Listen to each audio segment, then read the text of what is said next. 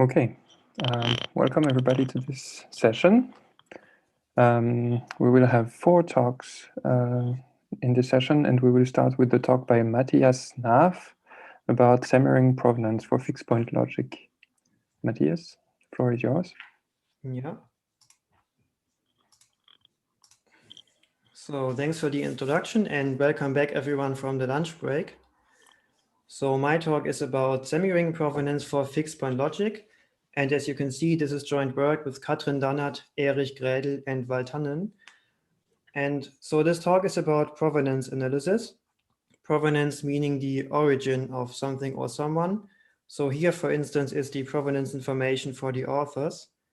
But of course, this talk is not about author provenance, it's about provenance analysis for logics. So what is the setting there? We have a formula phi.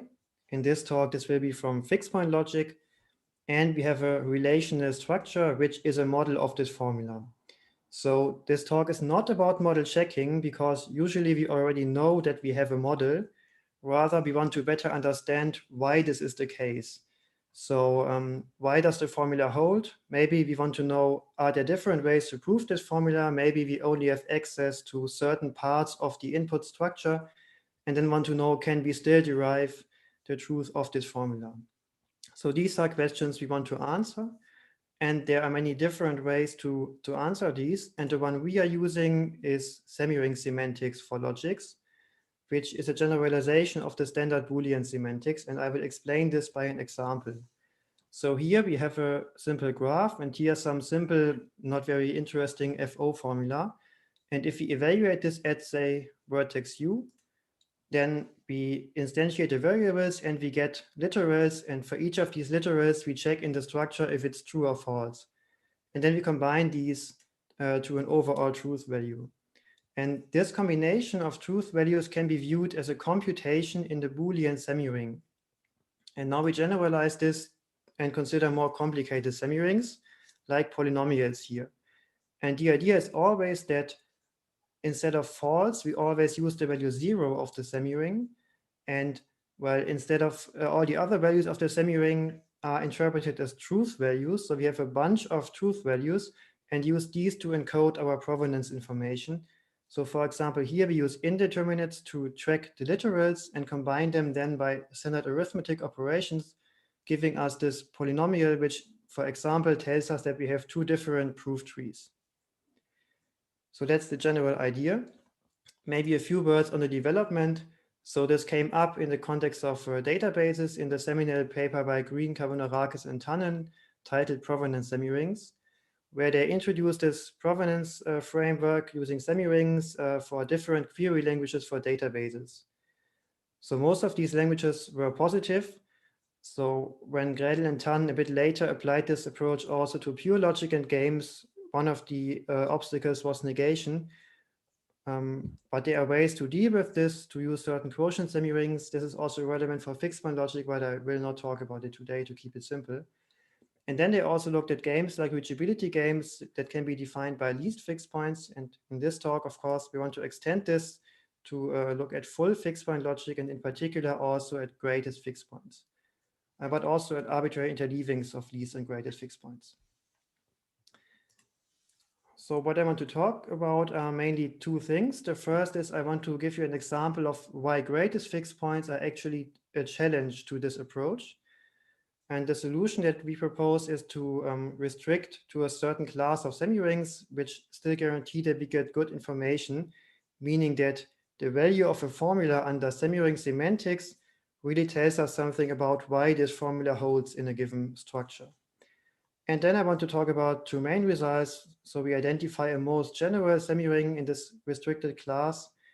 And then we also make a connection to model checking games to give a precise meaning to what I mean by good information.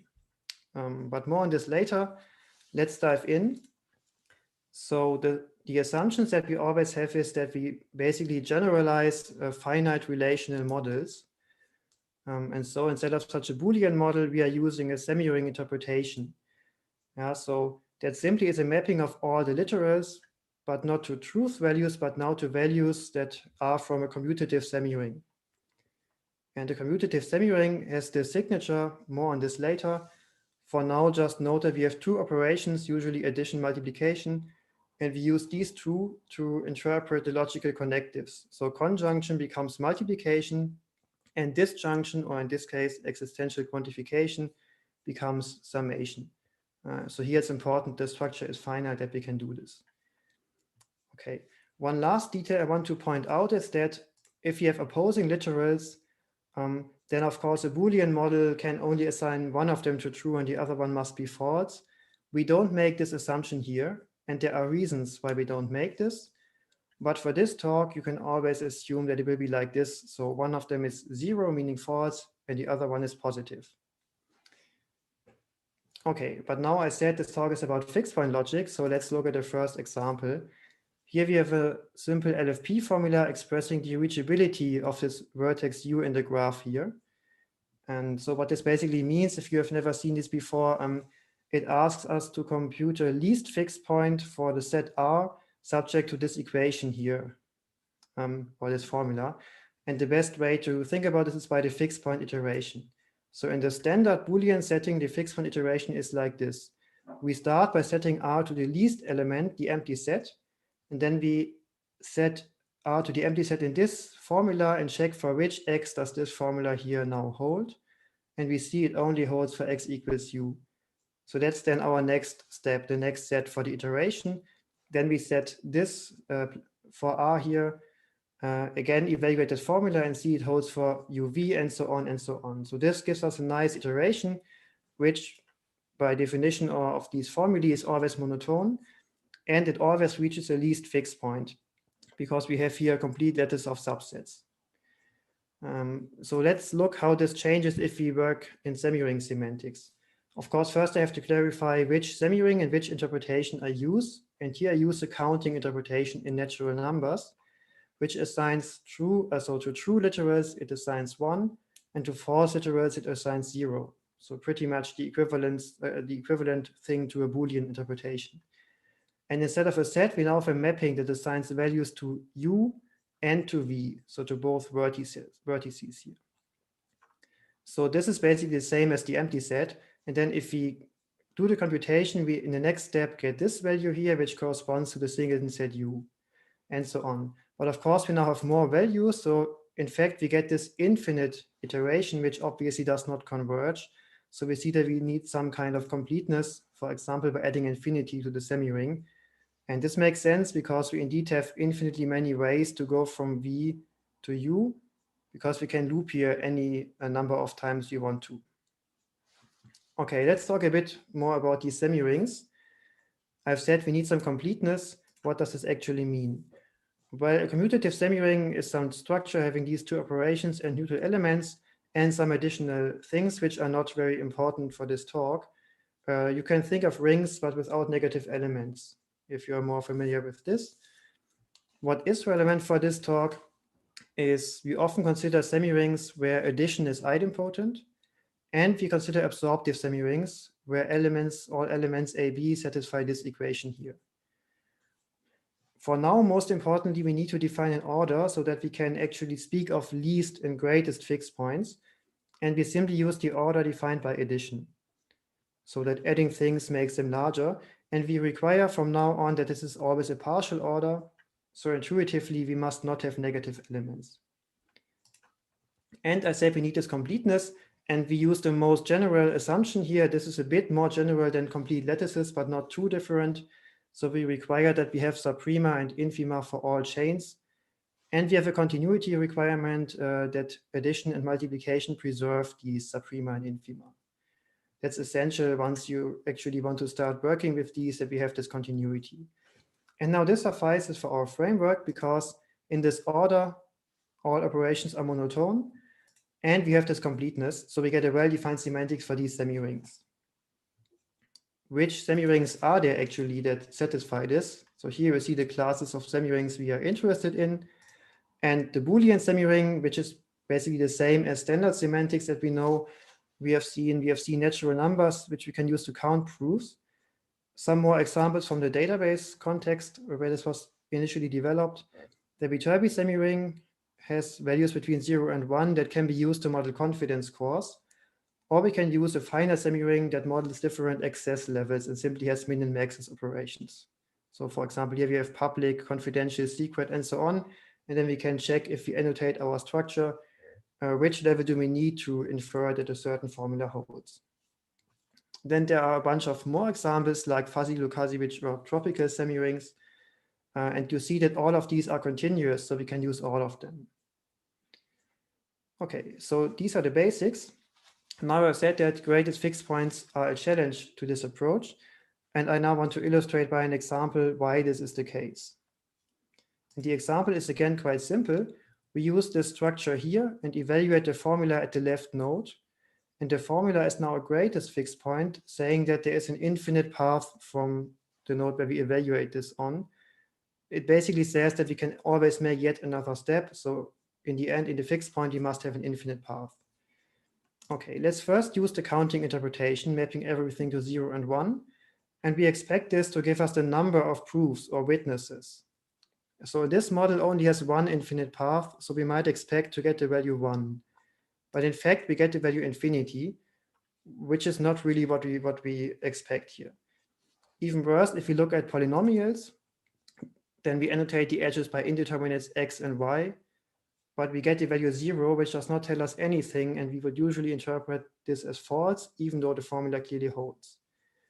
By the way, just a side remark, these are not polynomials, these are formal power series. That's basically the completed version of polynomials. Okay, so these two don't work, but other semirings work better. For example, the Viterbi semiring for confidence computation. If you have this confidence of 1/2 for this looping edge, then we get a nice fixed point iteration now starting at the top element. And this is also infinite, but eventually converges to 0. So I have said 0 usually means false. But here from a confidence perspective, this is a bit different. I mean, there it makes sense to say we have a confidence of 0 if we have this edge infinitely often and only have a fixed constant confidence in this.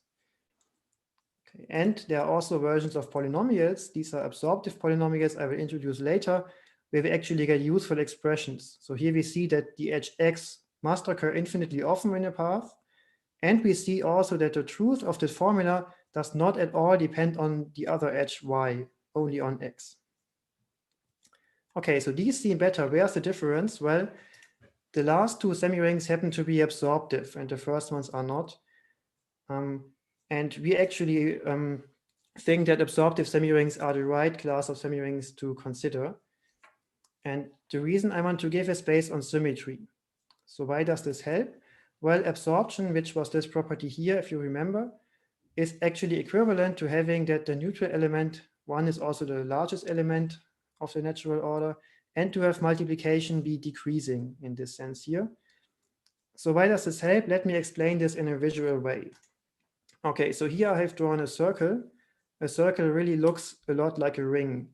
But this talk is about semirings. Okay, so here we go. We have our semiring, and now we have 0 and 1, the neutral elements. And these now happen to be the least and the largest element. So there is some symmetry here. And we have that addition always increases the values. And now multiplication, because of absorption, decreases them. And this is important because if we have a greatest fixed point iteration, it starts at the top value. And then we must have a way to decrease this value in order to get a meaningful result here for our formula.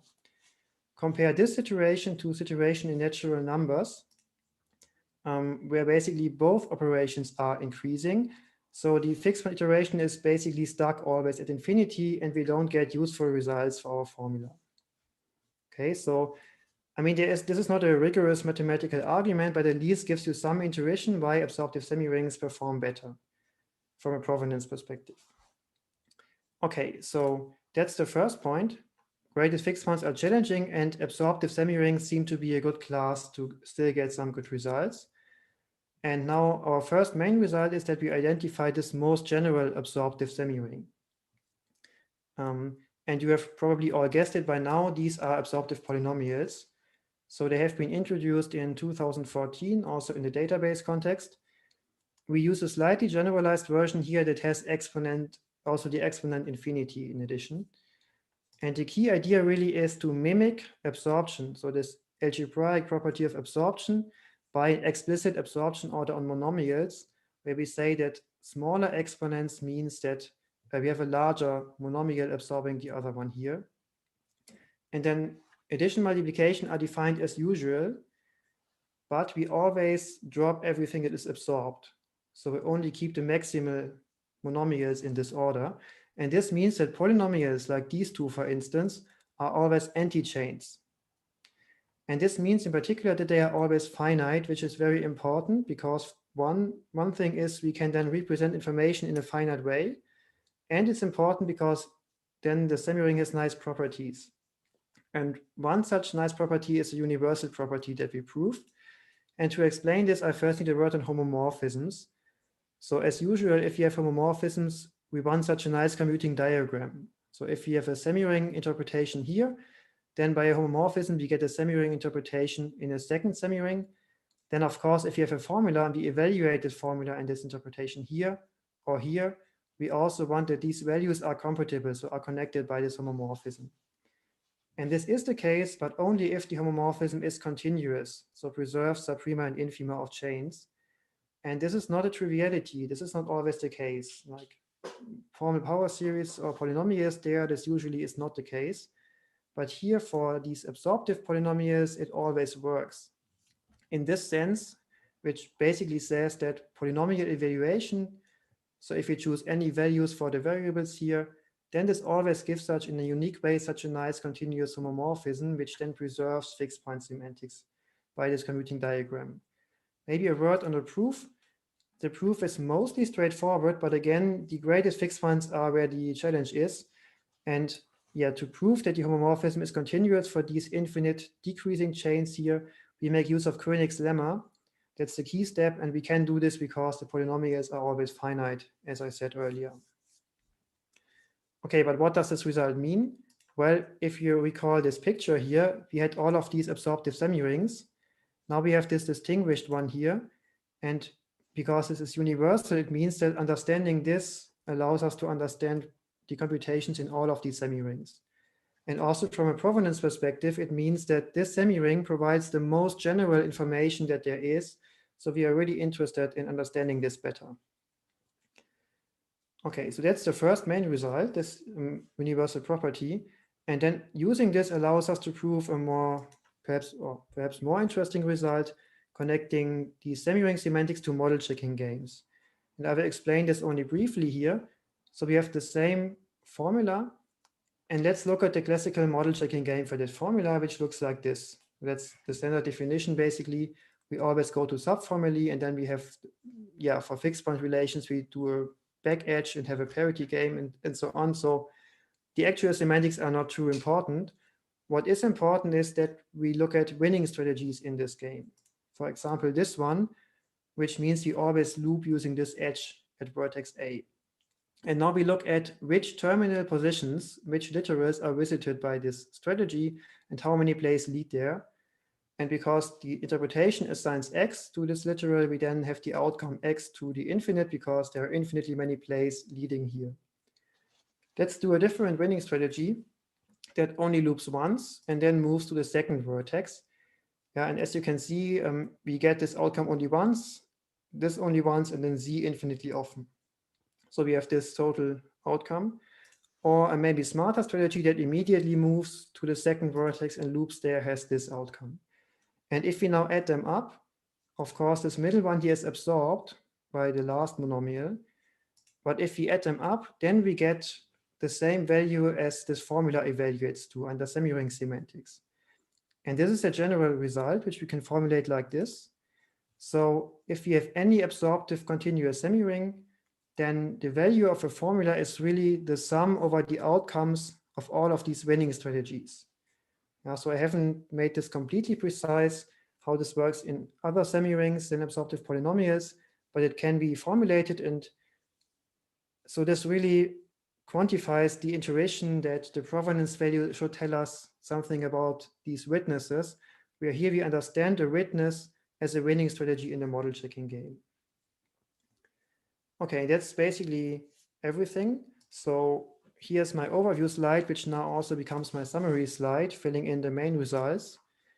maybe a few words on follow-up work. So if we have fixed point logic, then we can also better understand infinite games like parity games, where the winning region can be defined in fixed point logic, and see if we can put our results to use there. And also, of course, it's the question if and how these fixed points can actually be computed, because these usually are infinite iterations, as we have seen in some examples. Okay, so that's all for my talk. Thank you for your attention. Thank you very much, Matthias. Are there any questions? Please, yes, I see that there is one.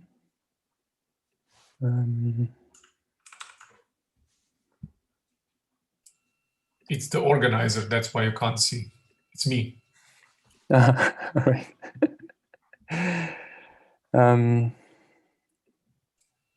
Okay. Do I see any questions? No. So yeah, I have a question. You have a question. Yeah, may I ask? All right. Yeah, of course. So you use the Koenig's lemma to show that you have to show universality. Yes. Do you know whether you can have some sort of whether that influences computability? Like, for instance, could it happen that you have a computable map, but then you can't computably extend it? And I mean, would this play a role in practice at all? No, I don't think this plays a role in practice. I mean, we already have some preliminary results how we can compute these fixed points in all cases. I mean, of course, it depends on how you can compute in the semiring, but if the operations there work, then there shouldn't be an issue. So this is really just to in the proof to handle certain or exclude certain cases that happen if you have these infinite iterations. So then it becomes a bit difficult to reason about, and Koenig's lemma allows us to basically to conclude that everything is well behaved. Yeah, I don't think this has any direct implications for actual computation. Yeah, but thanks for the question.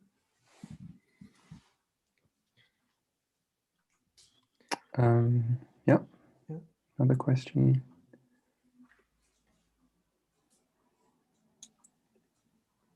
So does the issue of computability come up even in the first order case?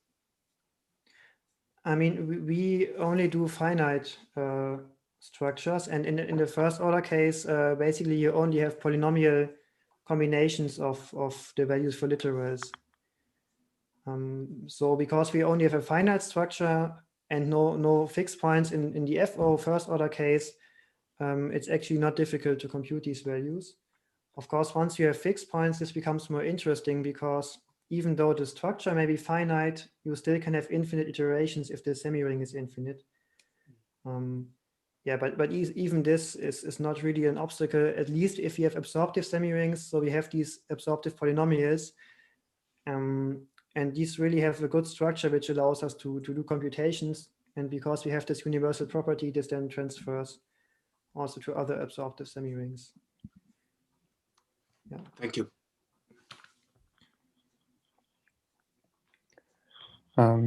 Yeah, thank you very much, Matthias. I think we are right on time for the next talk. Thank you again for your talk.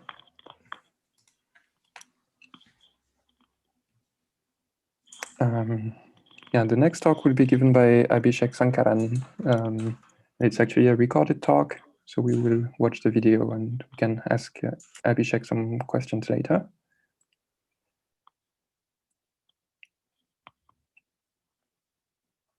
Just give me a minute to organize everything.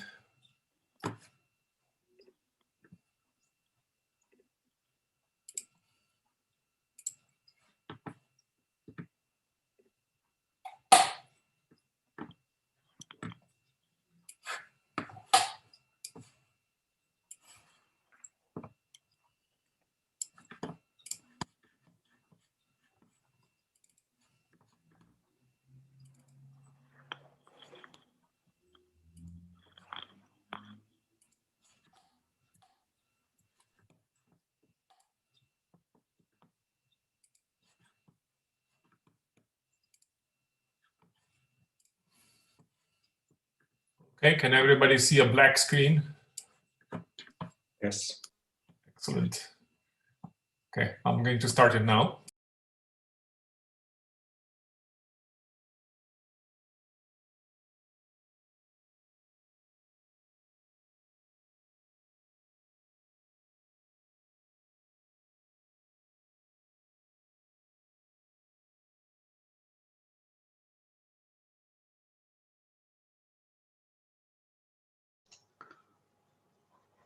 Anuj, I think The audio is not playing. Yeah.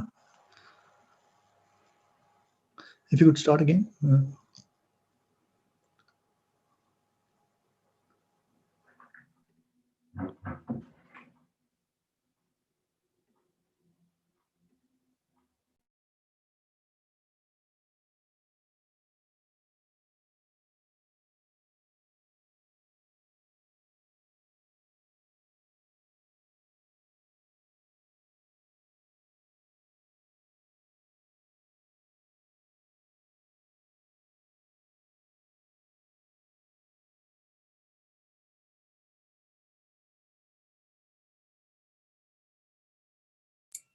Sorry, I'm told there is no sound. I'm very sorry about that. It seems like I need to have my mic open if I want there to be.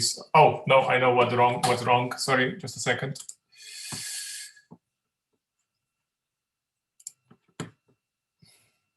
I forgot to share sound.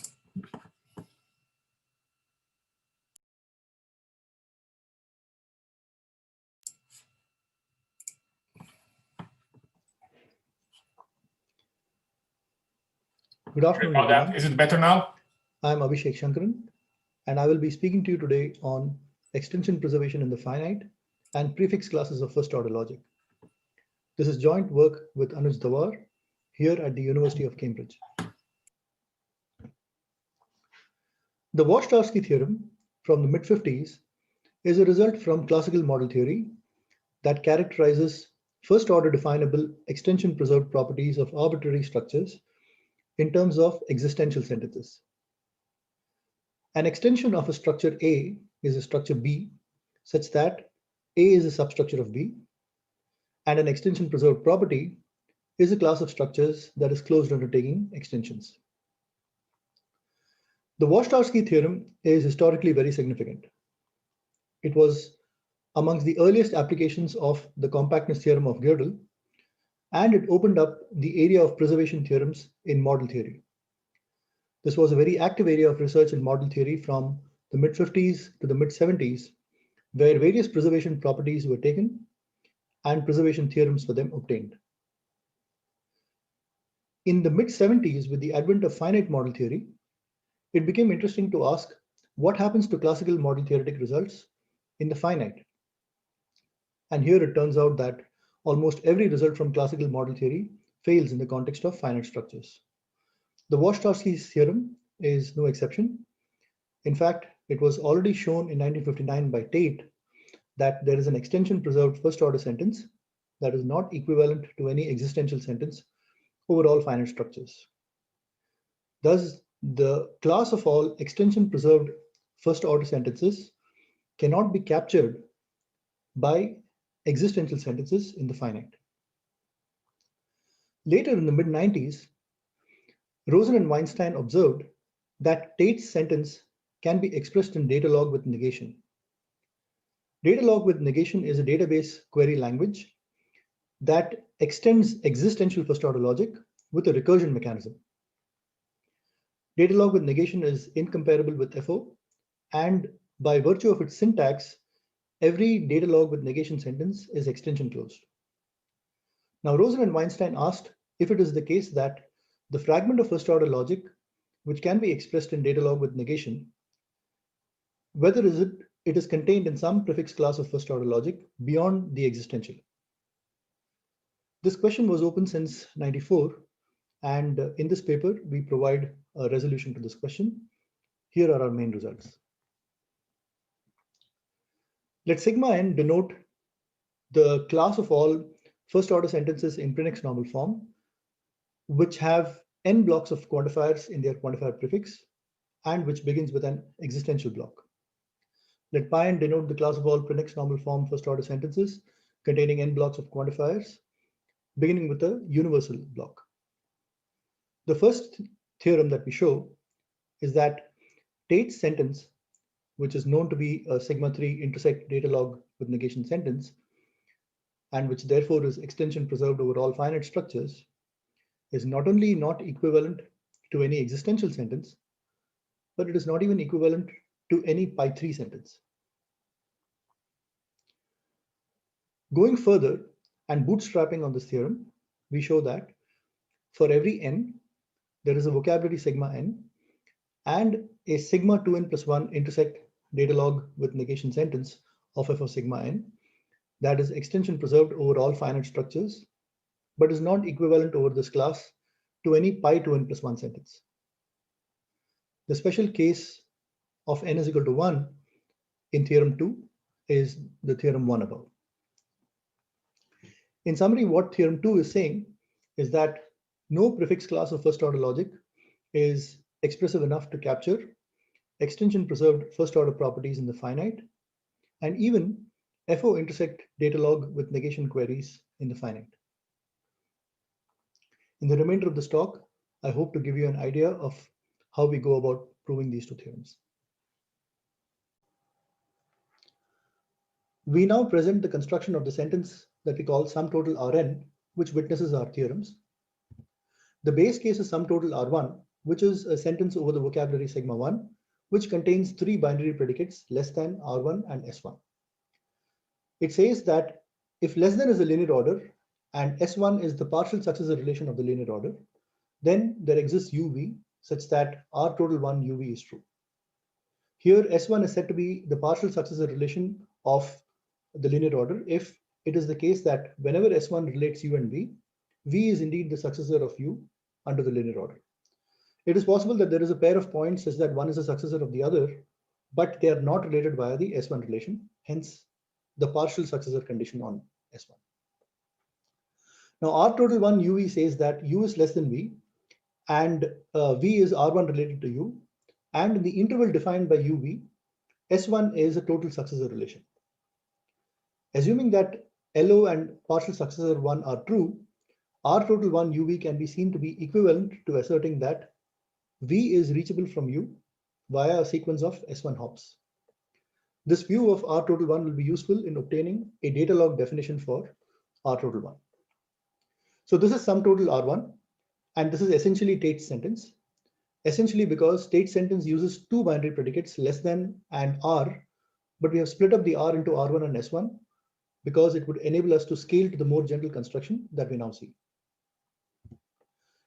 Assume inductively that sum total Rn minus 1 has been constructed over the vocabulary sigma n minus 1, then sum total Rn is over the vocabulary sigma n minus 1 union 3 predicates Pn, Rn, and Sn, where Pn is unary and Rn and Sn are binary.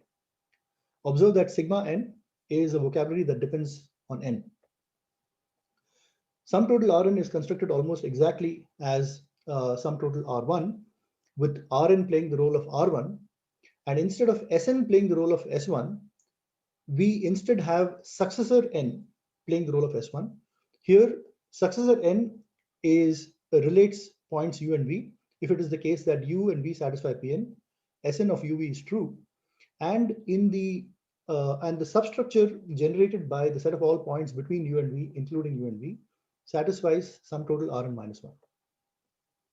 With this definition of partial successor, sum total Rn is intuitively just a version of sum total R1, which is asserted over all the points of the structure which satisfy Pn.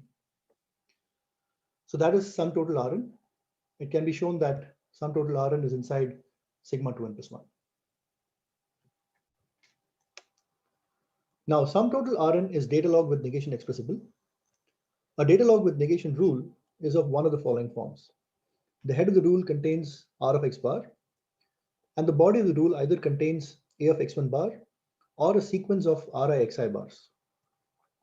Here, A is an atom such as S of x, y, or equality, or the negations of these, but each non-atom predicate Ri must appear unnegated. Now, Ri could be R, which therefore means that data log allows for recursion, and the fact that Ri must appear unnegated means that the recursion mechanism can yield only monotonically growing predicates. In both rules, the left-hand side variables are a subset of the right-hand side variables. A data log with negation program is a finite set of data log with negation rules. A classic example of a property that can be expressed via a data log program is reachability.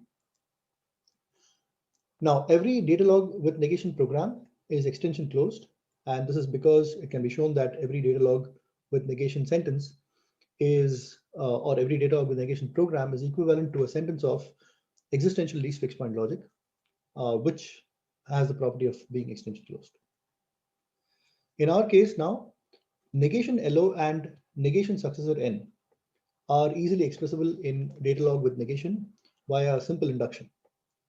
And R total N, as we have already seen, essentially expresses a reachability condition and therefore is data log with negation expressible. And hence, so is sum total Rn, because sum total Rn is just the disjunction of negation LO, negation successor N, and the existential closure of R total N. Now, the theorem that we have is that sum total Rn is not equivalent over finite structures to any pi 2n plus 1 sentence. The approach that we use for showing this theorem is standard. Let sigma nk denote the class of all sigma n sentences in which each quantifier block has size less than or equal to k. So sigma n is just the union of sigma nk's. Define pi nk analogously. Now, denote by a right arrow n comma k b that every sigma nk sentence that is true in A is also true in B. Contrapositively, this is equivalent to saying that A right arrow nk is true if every pi nk sentence that is true in B is also true in A. Now for each nk, we construct a model mnk and a non-model nnk of sum total Rn such that nnk is right arrow 2n plus 1 comma k related to mnk. From this, it follows that sum total Rn cannot be equivalent to any pi 2n plus 1 comma k sentence, because if it was equivalent to such a sentence called that as alpha, then because sum total Rn is true in mnk, so would be alpha. And because of the relation between nnk and mnk, alpha would be true in nnk, and therefore sum total Rn would be true in nnk, contradicting our hypothesis. So that's our approach. And before we present the model mnk and the non-model nnk, let us first look at an Ehrenfeld-Frazee game for the relation right arrow nk and some properties of it, which will be useful and used in our proof. The Ehrenfeld-Frazee game for the right arrow nk relation is a variant of the standard Ehrenfeld-Frazee game for first order logic. There are two players, spoiler and duplicator, and the game arena consists of a pair AB of structures as opposed to a set AB of structures. The number of rounds is n.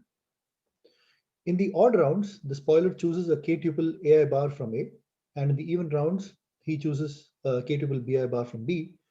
The duplicator responds with k-tuples BI bar from B in the odd rounds and tuples AI bar from A in the even rounds. The duplicator wins the play of the game if the map that sends AI bar to BI bar is a partial isomorphism between A and B.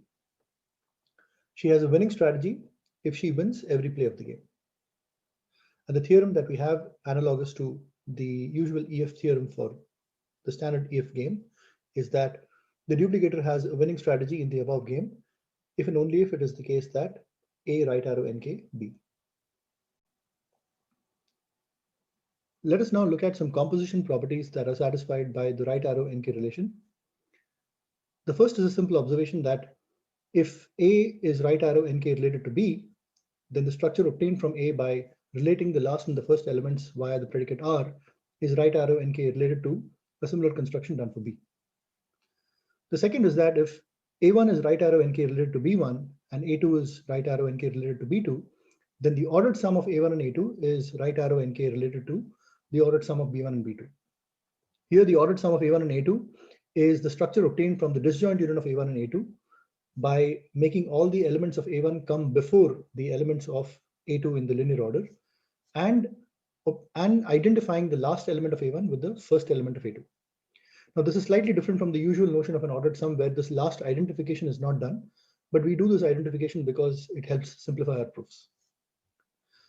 This composition property can be shown by a simple composition of the winning strategies for the duplicator in the Ehrenfeld-Frazee games for the first pair of structures and the second pair of structures. Finally, we have that if you have a structure A, then the ordered sum of greater than or equal to 2 to the power n times k copies of A, if you take two such ordered sums, then they are both right arrow NK related. This is simply seen by from the standard fact that any two linear orders of length greater than 2 to the NK are equivalent with respect to sigma NK. We now present the structures MNK and NNK and illustrate them for k equal to 3. Note that the constructions that we present are more relaxed in terms of their sizes than those in the paper, so as to be able to communicate the intuitive ideas of the proof better. The base case is M13 and N13. We first construct the structure L8, which is the linear order on 8 points, equipped with the relation S1, which is interpreted as the total successor relation of this linear order. We then construct the structure G8, which is obtained from L8 by looking at the central pair of elements and removing the pair that relates them in the interpretation S1. With L8 and G8 constructed, we now construct the structures TOT13 and GAP13. TOT13 is obtained by taking the ordered sum of L2 to the 6 with the ordered sum of 7 copies of L8, followed by an ordered sum with another copy of L2 to the 6, and in the resulting structure relating the last and the first elements via the predicate R1. GAP13 is obtained from TOT13 by replacing the central copy of L8 in TOT13 with G8. With these two constructed, we construct M13 and N13 as follows. We first construct an intermediate structure called GAP13 plus, which is the ordered sum of 2 to the 9 copies of GAP13. With this, N13 is just the ordered sum of GAP13 plus with the ordered sum of 7 copies of GAP13, followed by an ordered sum with another copy of GAP13 plus. And M13 is obtained from N13 by replacing the central copy of GAP13 in N13 with TOT13. Having constructed these structures, the first thing that we observe is that G8 is right arrow 1,3 related to L8. Using this fact and the composition properties that we saw earlier, we can show that TOT13 is right arrow 2,3 related to GAP13. And using this fact and the composition properties once again, we can show that N13 is right arrow 3,3 related to M13. It is easy to see that M13 and N13 are respectively a model and a non-model of sum total R1. And this shows us that sum total R1 cannot be equivalent to any pi 3,3 sentence. Going further, assume inductively that for p equal to n-1, we have constructed the structures np3 and mp3. We then construct the intermediate structure called np3 plus, which is the ordered sum of 2 to the power 3 times 2n copies of the structure np3 in which the first and the last elements have been related via the predicate Sn. And then the constructions of TOT-M3 and GAP-M3 are very similar to the constructions of TOT-13 and GAP-13, and they are as shown on the slide. Once again, the constructions of MN3 and NN3 are identical to the constructions of M13 and N13, just that they go via the intermediate structure GAP-N3 plus, which is the ordered sum of 2 to the power 3 times 2n plus 1 copies of GAP-N3. Now, having constructed all of these structures, assume as inductive hypothesis that NP3 is right arrow 2p plus 1, 3 related to MP3. Recall that p is n-1. Using this induction hypothesis and the composition properties that we saw earlier, we can show that TOT-N3 is right arrow 2n, 3 related to GAP-N3. And using this in turn and the composition properties again, you can show that NN3 is right arrow 2n plus 1, 3 related to MN3. Again, assuming as inductive hypothesis that we have shown that MP3 MP3 and NP3 are respectively a model and a non-model of sum total Rn-1, it follows from the way we have constructed sum total Rn, the sentence sum total Rn, it follows that the structure Mn3 and is a model of sum total Rn, while Nn3 is not a model of sum total Rn, which shows that sum total Rn cannot be equivalent to any pi 2n plus 1, 3 sentence. Now, since we have taken the value of k equal to 3 as just for the purposes of illustration, it follows that sum total Rn is not equivalent to any pi 2 n plus 1 sentence, and that completes the proof. That brings us to the conclusion. Here are our main results once again.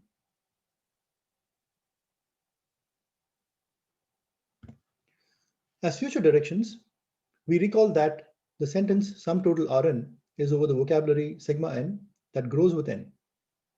Further, sigma n can be seen as the vocabulary of ordered vertex colored and edge colored graphs. This gives rise to two questions. The first, is there a fixed finite vocabulary sigma star such that prefix classes fail to capture extension preserved first order properties of finite sigma star structures? And the second, can we get sigma star to be the vocabulary of undirected graphs, possibly vertex colored? Here, we have been able to resolve question 1.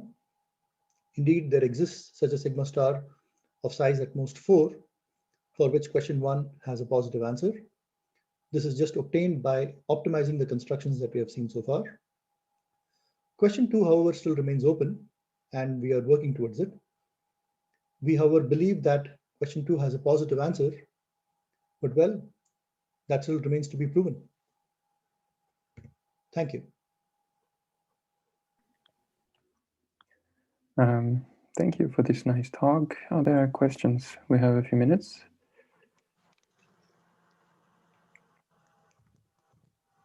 Okay, then I'll just go ahead.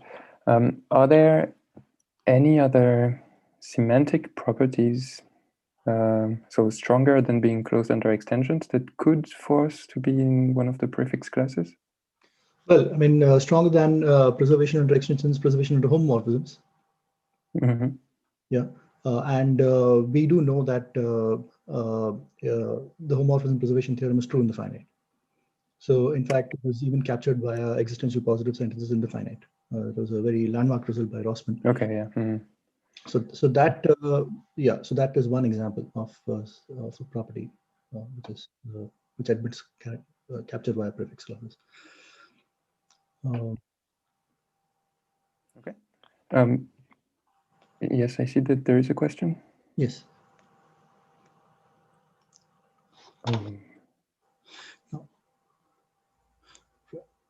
Is there a question? Well, I see that there is a raised hand somewhere, but I don't see it attached to a name, unfortunately. Oh, yes. We just need to invite, I think. Ah, Anuj is raising his hand. Anuj. So.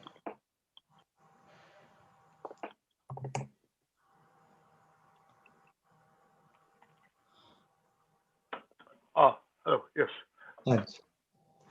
No, it wasn't so much a question as more of a follow-up to your answer, Abhisekh, that there are, in fact, you can actually define a semantic property which exactly characterizes the existential fragment of first-order logic in the finite. And it's a stronger condition than closure under extensions. I mean, in some sense, best expressed for the dual, you can characterize the universal sentences as those for which there's a fixed finite bound, such that, you know, any structure, all of whose substructures within this are in the class, is also in the class. So it's a stronger semantic condition, but characterizes exactly the existential fragment. That's exactly. Yes. I see. Okay. Yes. Thanks. No. Abhisekh, you want to add something? Well, just a little bit of a clarification that I wanted to do. Maybe I can share my slides. Maybe. So we don't have so much time. So maybe we can talk about this at the speakers' corner on Gather after the session. Yeah, the next speaker is going to be Aliaume Lopez, who is also going to talk about preservation theorems, incidentally, through the lens of topology.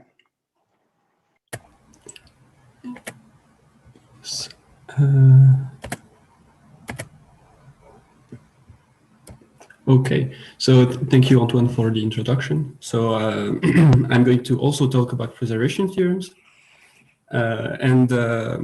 on a different perspective, so using topology.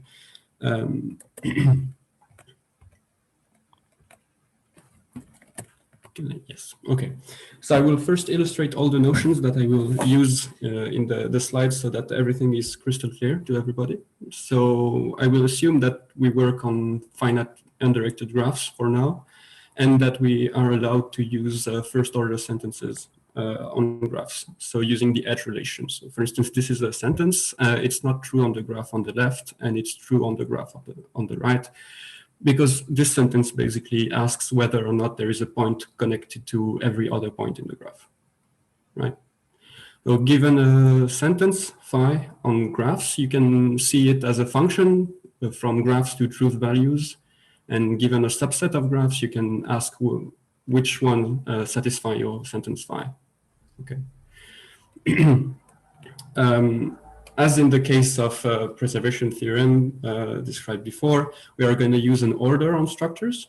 So here is the substructure ordering, induced substructure ordering.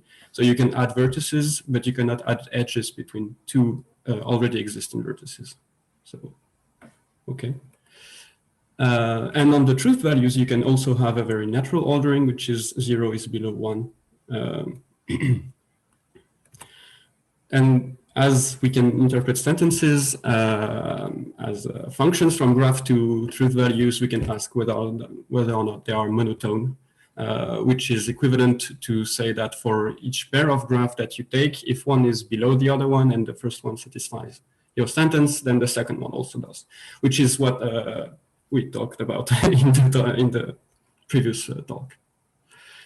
So now that we have all this kind of definitions, we can start evaluating the formula phi that I described before on different classes of graphs. So we are not going to talk only about finite structures, but subsets also. So for instance, on finite graphs, this sentence is just not monotone.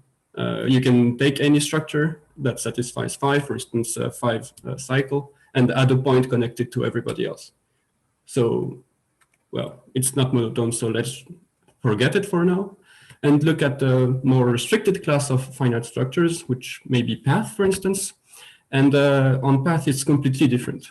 So paths are totally ordered for the substructure ordering, and the sentence happens to be monotone because as soon as you have at least 4 different points in your graph, then you satisfy the sentence phi, right? So you have 2 key properties here. One is that you can actually define an existential formula that is equivalent to phi on this class, right? Which is basically stating that you have at least 4 points. And also that the sentence, the set of models of phi in this class of graph is upwards closed and is defined by just a single point, so P4, right? Looking at a completely different class, we take cycles, and like it's the opposite. So you have no 2 cycles are comparable with this ordering. So it's an infinite anti-chain. And the sentence is monotone because every sentence is monotone on this class, because no 2 graphs are comparable. So you're not saying much when you say monotone. But still, you can rewrite the sentence as an existential formula, because actually it also counts the number of nodes. So as soon as you have in a cycle you have more than 4 nodes, then your sentence is true. But the property that you could define the set of models as the upwards closure of finitely many points is not true anymore. So you have to use somehow a path or something that is not a cycle, because the upwards closure of a cycle is just 1 cycle. Okay. So let's recap these very simple 3 examples. We studied, we considered a sentence phi and look at whether it was monotone, equivalent to an existential sentence, and compact in some sense, meaning that you had finitely many minimal models for the order that we choose. Okay. So on graph, it's not true. I mean, on graph, we just not monotone. On cycles, it was monotone, equivalent to an existential, but did not have finitely many models. And on path, everything was fine because, well, it's very simple. Now we can look at Wojtowski's preservation theorem in very general case. So if you pick a subset of structures, you can ask whether or not it satisfies Wojtowski's preservation theorem.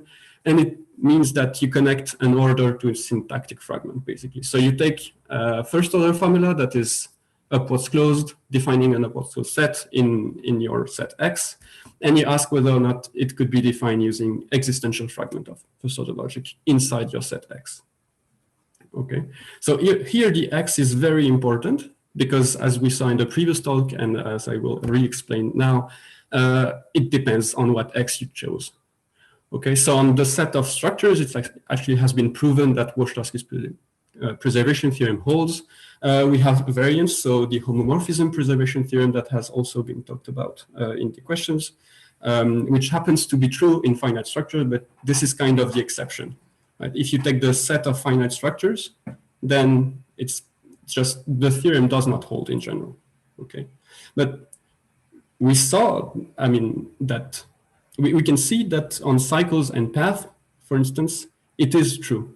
Like the theorem holds. We just saw one sentence, so it's not a proof, but it holds, right? So it's not closed under subset, and it's very hard to state whether or not, given a set X, the theorem is going to be true. You have to work all the time on a new proof. So this is where topology comes from. It's going to help us understand when, given a set X, you're going to have some kind of theorem, a preservation theorem. So first, we will translate everything that we did before to topology. So we're going to replace preorders with topology on the set. So topology is just a collection of sets that you say to be open. And this collection has to contain the empty set, the whole set, and be stable under a finite intersection and infinite union. So every time I said upwards closed before, now we just say open. And every time I said monotone, now we just say continuous. And the fact that something was finitely generated somehow, now it's just compact. Right? So given a topology, you can build an order, which is the specialization preorder. And given a preorder, you have several choices of topology that you can put. And what the simplest one would be to use Alexandrov topology, which is replacing upwards closed with open. So saying all the open sets are the upwards closed set for the given order that you chose. Right. We will go into the detail of this in the case of cycles. Okay. So in the case of cycles, when you had your order, it was just the discrete topology. So every point, every singleton was an open set because no 2 points were comparable. And actually, you could define the upwards closure of just one point using an existential sentence. So you're kind of stuck, like your topology is way too discrete to do much. So a solution would be to describe a new topology that captures the same kind of preorder, but is a real topology in the sense that it's not discrete, which would be to consider finite sets. So you pick a finite number of cycles, and then you say above a certain threshold, every cycle is also in my set. This is a very simple topology. Right? It has very nice properties. Every open set is actually compact in this topology. And every open set is also definable as an existential sentence because it says, oh, either you're one of the finite cycles or you contain at least n points. And every continuous sentence is then definable because every open set is actually definable. Right? So you have kind of a preservation theorem, but not actually Weierstrassky's preservation theorem. Indeed, some sentences, even existential sentences, are not continuous. Like if you define just one cycle, you're not defining an open set. Okay. But in this very particular case, if a sentence in cycles is not continuous, then the negation is continuous, and you can fall back on your feet and say that every sentence that is every sentence on cycles is definable using existential first order logic. And note that this is the last part of the argument that in the end give us Weierstrassky's preservation theorem will not hold in general. Like it's a very, very weird stuff that is happening here. Okay. And one might say, oh, well, you use topology to, in the end, just go back to an order. What for? Okay. So very slight variations. Okay, on cycles, Wojtowski's preservation theorem holds, but on cycles, if you take just slight variations, it will not hold anymore. So if you take like the cycles and things below cycles, so path and cycles, the preservation theorem fails. If you take all the graphs of degree less than 2, then it holds. And if you take maybe the cycles with just one path, it's not going to hold anymore. So it's very, very not stable as a property. Whereas with the topology that we put on it, it's going to be much better and much more stable. So let's define the class of structure that we are interested in and see the link with preservation theorems. So I will talk about subsets of finite structure because this is going to be easier for us. We put a topology on it and we look at the compact open sets, which are the ones that are going to be of interest to us. And the basic motto is going to be, if you have a definable open set, so an open set that is defined using a first order sentence, then it should be compact. Okay, so to make this very precise, you take a triplet, space, a topology, and first order logic, and we build what I call logically presented pre-spectral space, and I will never say this again, so I will just use LPPS. So it's just a pre-spectral space. If you're familiar with spectral spaces, it's a spectral space that is just not sober. And what we are interested in is the presentation part. So if you take a sentence and this sentence happens to define an open set, then it's a compact open set. Okay, this is where everything's happening. Okay, so if you take a fragment of first order logic and you have a preorder on finite structures such that your set, the set that you're interested in is downwards closed, then having some kind of preservation theorem and being LPPS is exactly the same thing. Okay. What the difference is gonna happen when your set is not downwards closed. Okay. But always, if you are LPPS, even if you're not downwards closed, you have a preservation theorem. Okay. So now I will illustrate on various examples why this construction and these spaces are, I think, useful and more suitable to deal with preservation theorems. So consider just this class, very simple class. You take the cycles, they do enjoy Wojtowski's preservation theorem, and the path. And we saw that they also enjoy Wojtowski's preservation theorem. Then does the union satisfy the preservation theorem? And I already answered this previously, so no, it does not. So can this space be a LPPS? Well, the generic theorem tells us that no, it cannot, because otherwise it would imply that U would have a preservation theorem. And the question is, can we adapt the topology that we put on cycles that was working very fine so that it could work on this new union, right? And here we would see a difference between, like, it would be a topology that is more interesting, and we cannot recover Wojtowski's preservation theorem because it just simply does not hold on this class. Right? And the answer is yes, you can actually take two spaces. If you assume both of them to be LPPS, you can take the coproduct of topological spaces and automatically it's LPPS. So it gives you the topology for which it is going to be LPPS. All right. Okay, so this was a very, very simple example.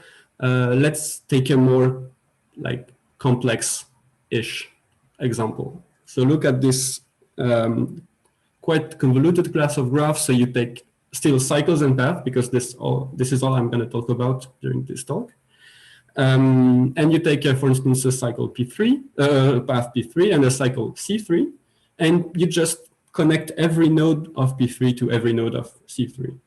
And you do this for every pair of cycle and path.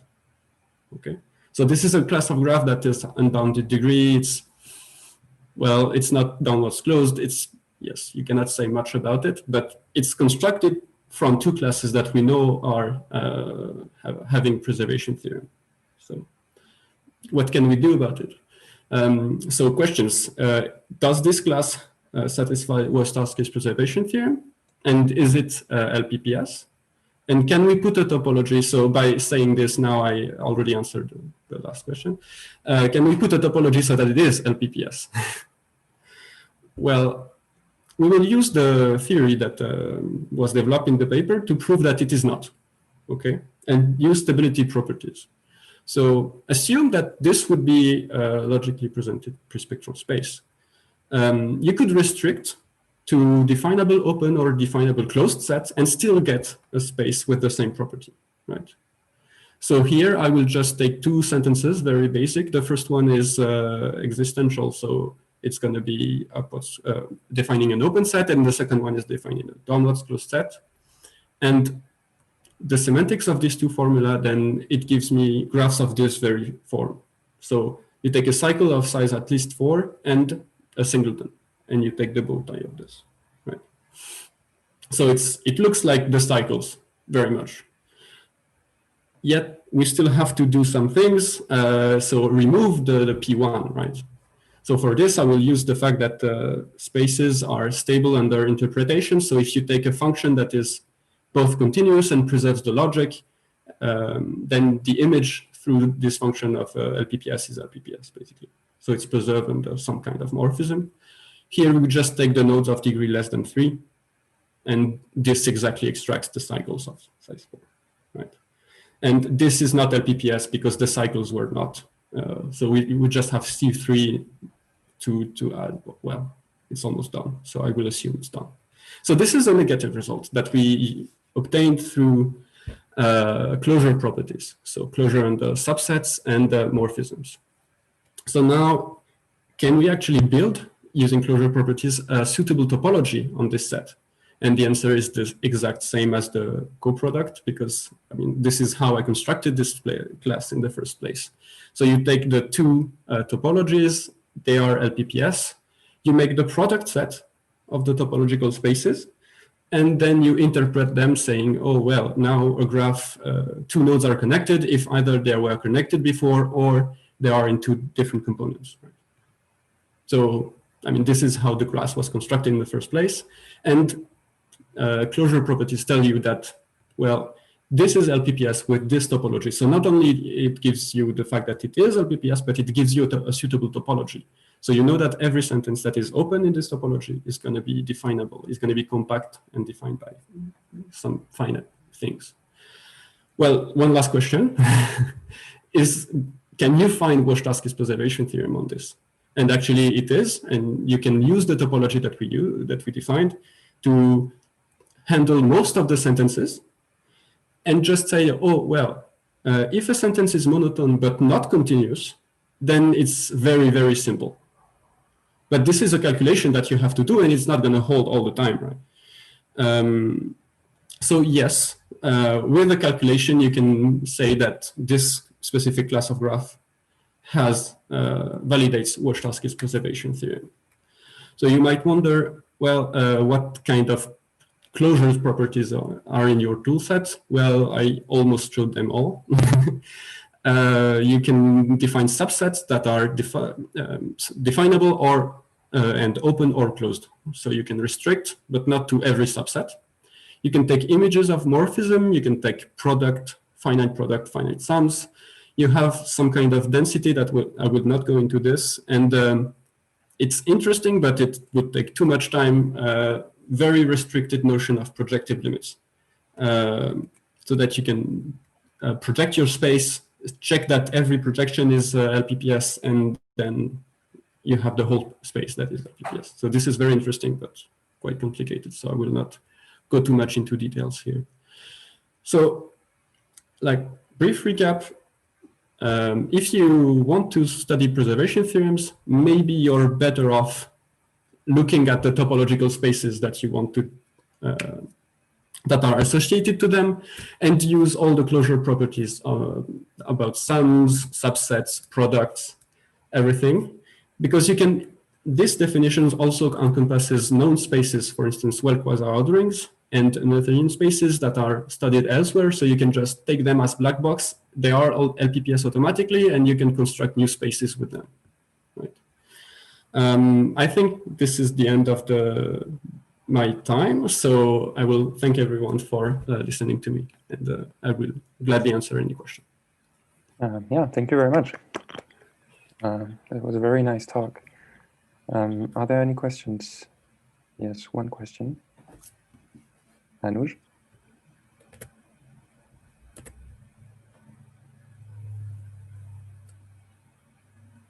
Oh, hello. Yes, thank you for that nice talk. I just wanted to ask about, there are known classes of finite structures for which preservation theorems like Wush-Tarski and homomorphism preservation hold. So well-behaved classes, you know, bounded degree, bounded tree width, that sort of thing. Yes. Do they fall within your, I mean, can you define suitable topologies for them? Yes, so for a bounded degree, yes. For bounded tree width, it's a bit complicated because, I mean, it's, I think in one of your papers that you that they are defined. So the thing is that it's not a class of graphs of bounded tree width. It's given a tree width, the set of whole graphs that have exactly this tree width, right? That's right. That's right. Okay. No, there are classes of bounded tree width where it fails, but if you take all the graphs of tree width at most k, that class has a preservation there. Yes. So indeed, this was the kind of results that I wanted to have. So I've not yet looked at bounded tree width graph for now, but the idea is that it should give us topologies so that when you restrict to a simpler class, you would have a preservation theorem that is maybe not the Wush-Tarski's preservation theorem, but some kind of new condition, semantic condition relating. Yes. Abhisekh, you had a question? Yes. Thanks for the very nice talk. Just this, so one of the questions Anuj has already asked. I mean, I had a similar comment that you know, there are no classes for which the Wush-Tarski theorem is true, and can you construct them? The other question that comes about as I see the slide here, you mentioned well-quasi ordering. So is well-quasi ordering under sorry, I don't hear you well. Can you repeat? So this is so when you say well-quasi ordering, so this is well-quasi ordering under what relations? Oh, so for instance, when you talk about subgraph, induced subgraph ordering, you can look at classes that are well-quasi ordered for this order. Right. And automatically they will satisfy a preservation theorem. And this is quite trivial. Exactly. I mean, yeah, yes. Exactly. In fact, well-quasi ordering under induced subgraph is really Wush-Tarski's theorem. It's an unconditional Wush-Tarski theorem, really. Yes. So, but the thing is that now you can take them and construct new classes of graph. So for instance, you can take the cycles product, a well-quasi ordering of your choice. So I don't know, bounded shrub depth or bounded something. And then it will make a new class that is not well-quasi ordered at all and still has a preservation theorem. So this is what I meant. Yes. Oh, that's very interesting. Yes, one of the idea also is that as you are closed under some kind of morphisms, for instance, if your class like is the complement of something with bounded degree, then you can apply like just a morphism from like negating all the arcs and like, I mean, it's stable under like logical interpretation. Yeah.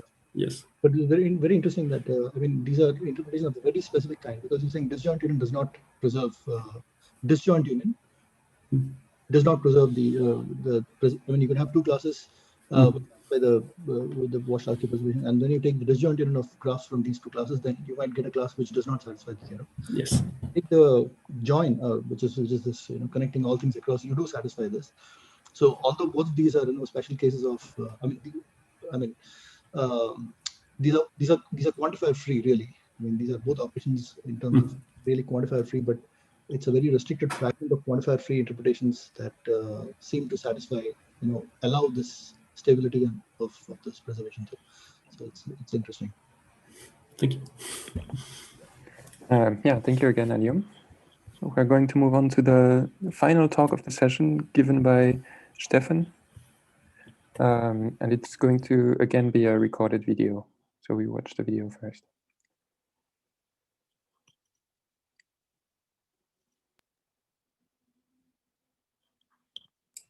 Cross fingers that I did it right this time.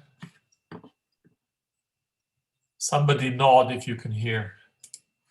Hi, and welcome to this talk on learning concepts that can be described using weight aggregation logic. I am Steffen von Bergerem, and this is joint work with Nicole Schweikardt. In this presentation, I will talk about the connection of machine learning and logic. Therefore, I will start with an introduction into the machine learning framework that we use. Afterwards, I will introduce the logic that we developed called first-order logic with weight aggregation. As we will see, on the one hand, this logic is quite expressive, and on the other hand, it has some really nice locality properties that allow us to use this logic in efficient machine learning algorithms. So let's start with an introduction into machine learning. In our framework, we learn from examples on relational structures. Let's say the structure is a graph. Then as input, we are given labeled examples, which are labeled tuples from the structure. These are labeled as positive or negative examples. In our case here, we are only given single vertices, so tuples of length 1, but we could also be given, let's say, pairs of vertices or triples of vertices. Our task is then to find the concept that describes what is positive and what is negative. And therefore, we want to come up with a formula phi with three variables x1 to xk, where we can plug in the tuples that we want to classify. And then we have three variables y1 to yl, where we can plug in parameters. And these parameters are just vertices from the structure. Let's look at a more concrete example. Here we have a network of friends. And again, we're given positive and negative examples, which are just single vertices. The positive examples are Bob and Emma, and the negative example is Dan. Then one possible concept to describe these examples is to be a friend of Carol, because Bob and Emma are friends of Carol, and Dan is not a friend of Carol. To describe this via a formula, we can use phi, which just says that f of x, y should hold, and f here is the edge relation in the structure. The parameter y is then set to Carol, and then this in the end just says that x is a friend of Carol. Let's look at the second example, and here we are given pairs of vertices. The positive examples are Alice and Bob, Dan and Emma, and Carol and Dan. And the negative examples are Bob and Dan and Alice and Carol. This is a bit more complicated, but one possible concept to describe this is to have a common friend who is not Emma. Because Alice and Bob have Carol as a common friend, Dan and Emma have Alice as a common friend, and Carol and Dan again have Alice as a common friend. And Bob and Dan, as well as Alice and Carol, for them, the only common friend is Emma.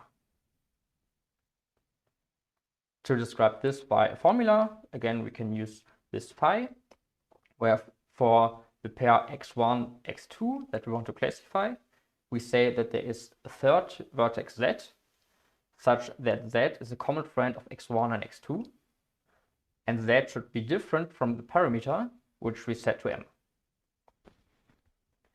In this talk, we are interested in the complexity of this problem. Therefore, let's look at a result that has already been known and that has been the starting point for our research.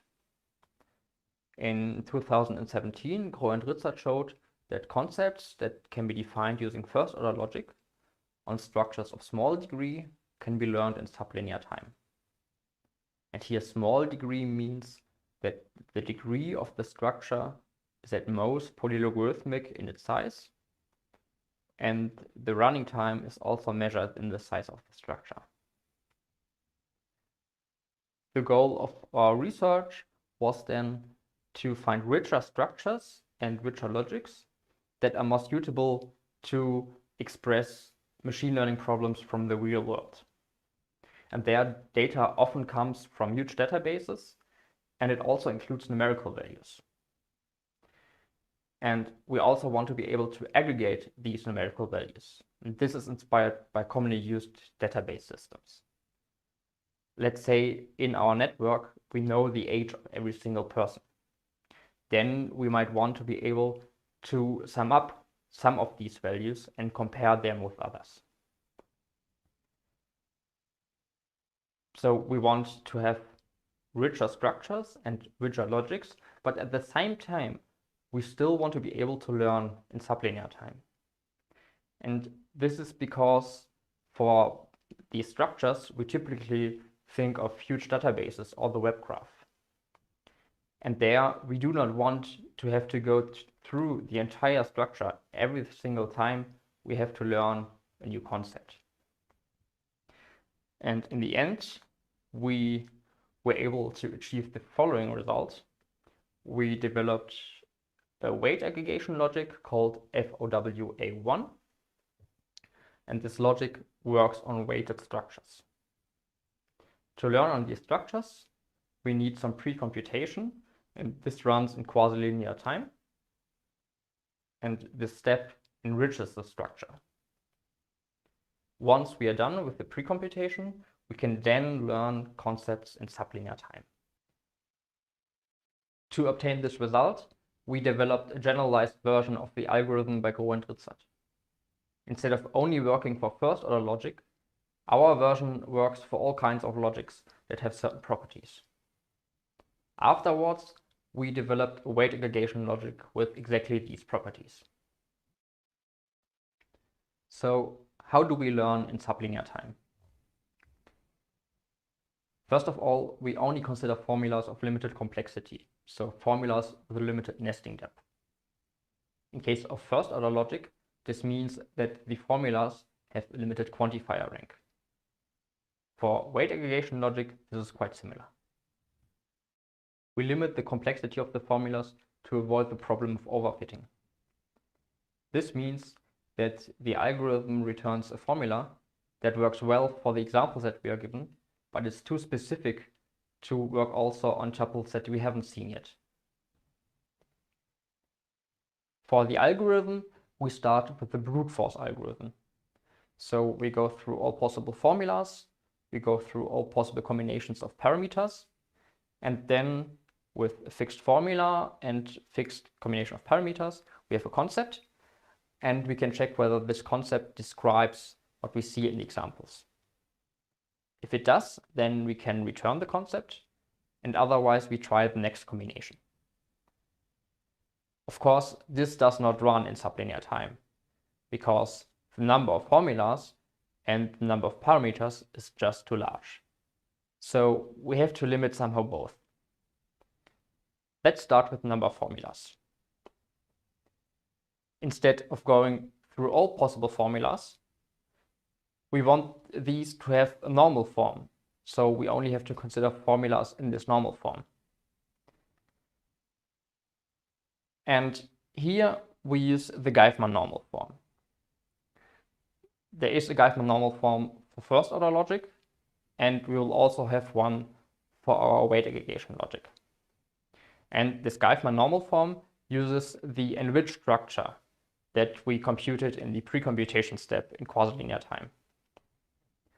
For first order logic, for formulas of limited quantifier rank, there's only constant number of Geifmann normal forms, and we will also have only constantly many Geifmann normal forms for formulas of limited nesting depth.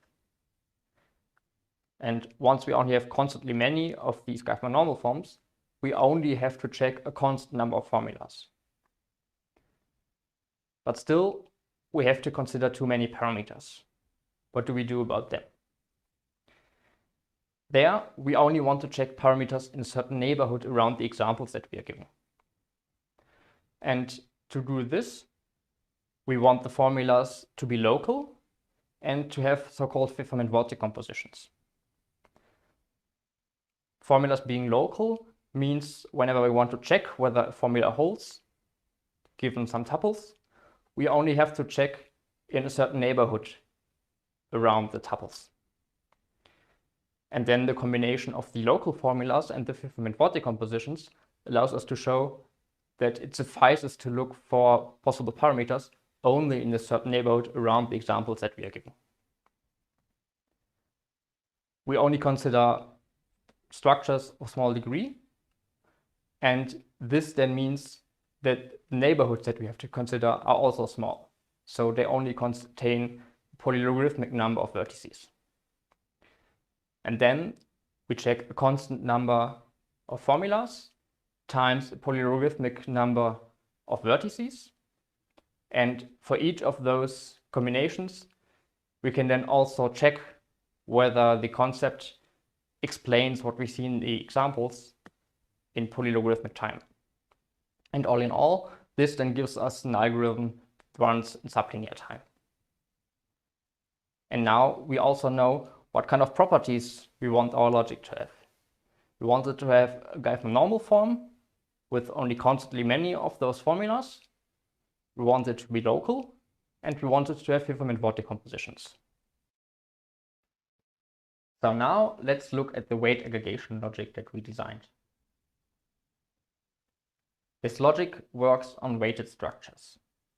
And these are relational structures. And in addition, they have weights for certain weight symbols. In our example, the set of weight symbols would be A and L. And A is the age of a person, and L is the length of the friendship between two persons. So the age of Alice would be 33, and Alice and Dan have been friends for 20 years. And these weights should be elements of some abelian group or ring. The logic that we designed, called first order logic with weight aggregation, or FOWA, is inspired by first order logic with counting. And like first order logic with counting, we use terms to construct formulas. And in some examples, I would like to show you how we can construct terms and formulas. Let's start with the first term. We have two free variables, x and y. And this term computes 5 times the age of x minus the age of y times the length of a friendship between x and y. So you see that we can use constants like this integer 5. We can use weights like a of x, a of y, and L of x, y. And we can combine them using multiplication, addition, and subtraction. In the second term, you see the weight aggregation. Here we have x as a free variable, and we sum up over all instances of y, such that f of x, y holds. So we sum up over all friends of x, and we sum up the age of y times the length of the friendship between x and y. Now let's look at the formulas that we can construct.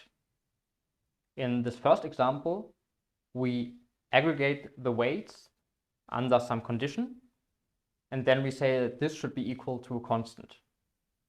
In this case here, we say that the sum of the lengths of friendships of a person should be equal to 8, which would be the case for Bob. In the second formula, we compare two terms. The term on the left-hand side computes the sum of the ages of all friends of x. And the term on the right-hand side computes the sum of the ages of all persons who are not a friend of x.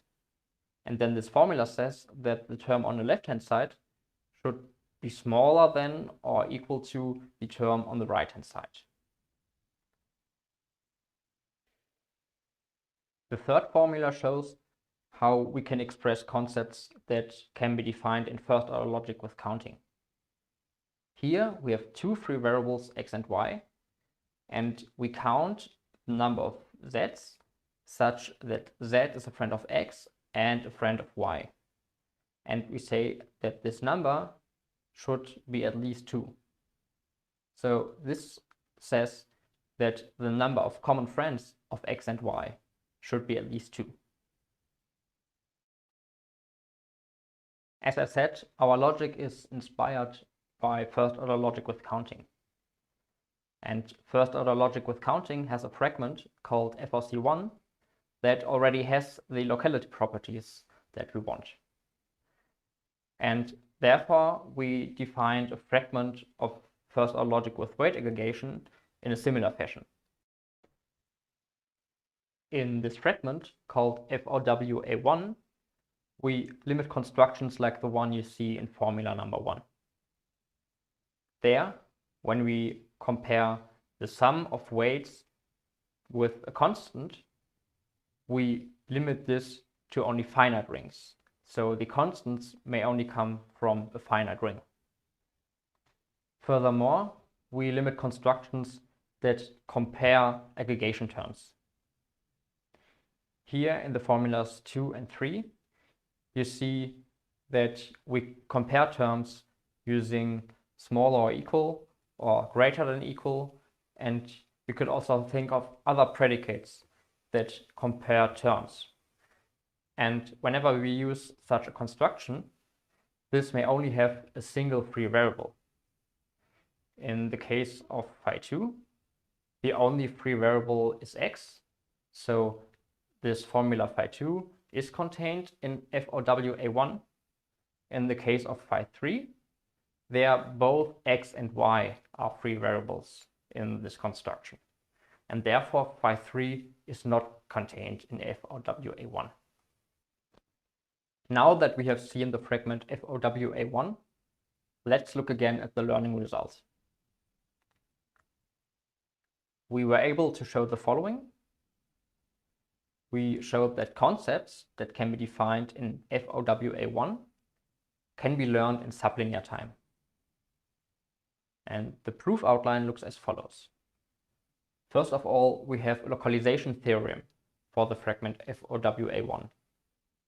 And this tells us that if we run the precomputation step and we compute this enriched structure, then it actually suffices to use local formula from an even smaller fragment called FOW1 on this enriched structure.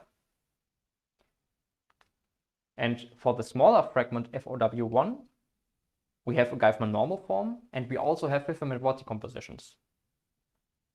And this then allows us to run the algorithm that we have already seen to learn in sublinear time.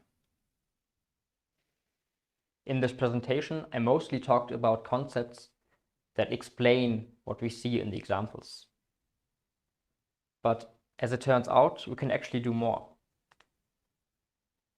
We can even obtain concepts that generalize well, which means that they not only work well on the examples that we are given, but they also work well with high probability for tuples that we haven't seen yet.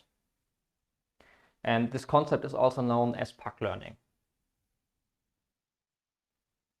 At the end of this talk, I would like to mention one direction for our future work. In the fragment FOWA1, we only allowed one free variable in constructions that use predicates to compare terms. We think that we can allow more free variables in a guarded setting, which means that when we have more free variables, whenever we assign vertices, we make sure that these vertices are close to each other. And with this, I would like to end my talk.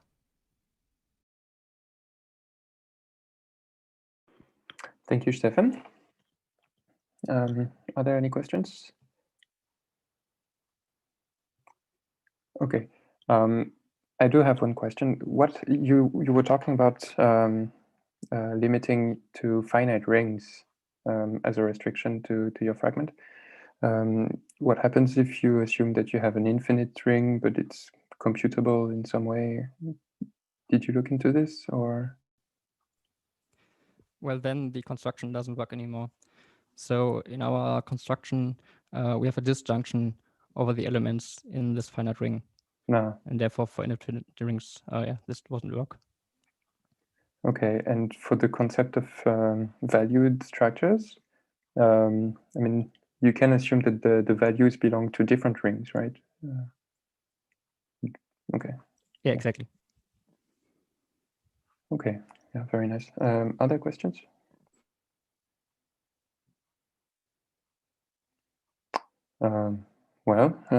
There will anyway be some time to go and ask Steffen some questions during the break right after this session. Remember that there is the speakers corner on Gather, and that the break will continue until 4, after which we will have an invited talk by Sylvain Schmitz.